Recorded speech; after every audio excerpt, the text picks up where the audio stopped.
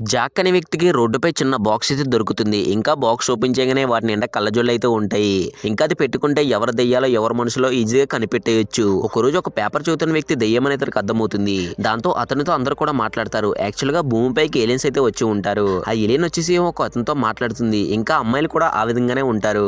And market లో అందరూ కూడా ఆ విధంగానే ఉంటారు. ఎందుకంటే స్పేస్ నుంచి భూమిపైకి వచ్చి అందరినీ కూడా నాశనం చేయాలనుకుంటారు. అతను అలా ఒక రోజు అయితే నడుచుకుంటూ కళ్ళజోడు పెట్టుకుని చాలా మార్కెట్ లోకి అయితే వెళ్తాడు. ఆ మార్కెట్లో ఎవరైనా ఉన్నారో గమనిస్తూ ఉంటాడు. అయితే మార్కెట్లో 90% అందరూ కూడా దెయ్యాలే. అండ్ న్యూస్ రిపోర్ట్ చేసేవాడు కూడా దెయ్యాలే. యాక్చువల్గా వాళ్ళు ఏలియన్స్ అనమాట. ఇతను ఇంకా భయపడిపోతూ ఉంటాడు.